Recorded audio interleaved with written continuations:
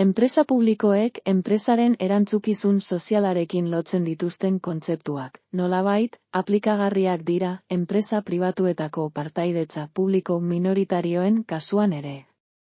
Partaidetza horiek normalean administrazio organo batean ordezkaritza izateko erabiltzen dira, eta horri esker informazio egokia lor daiteke enpresaren bilakaerari buruz, baita haren alderdi jakin batzuetan eragin ere, helburua argia da.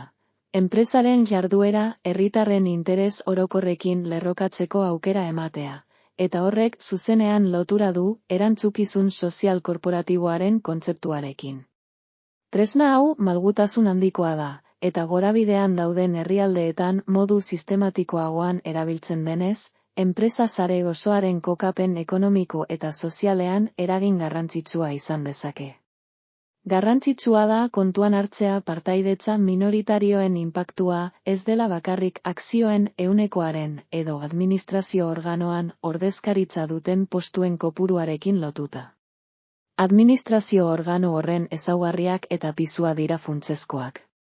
Adibidez, multinazional pribatu baten kapitalaren 10 tokiko gobernu baten esku dagoen kasuak ez du eragin handirik izango, baina gobernu zentral baten ordezkariek proposamenak egiten badituzte.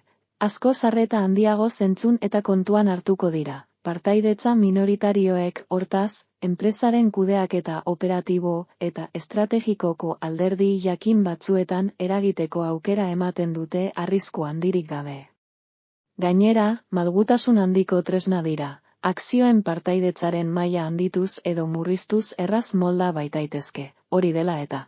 Gure ingurunean tresna hau interesgarria da enpresa publikoen edo nazionalizazioaren kontzeptuaren aurrean sentitzen dugun beldur ideologikoaren aurrean.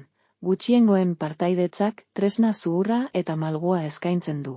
Enpresen portaera interes orokorrekin lerrokatzeko aukera ematen du. Aldi berean kudeaketa operatiboaren eta estrategikotik protagonismoa esku. Pribatuetan mantentzen du, eta administrazio publikoetan kudeaketa gaitasunik ez dutenetan oso praktikoa da arrisku operatibo eta politikoen ikuspegitik.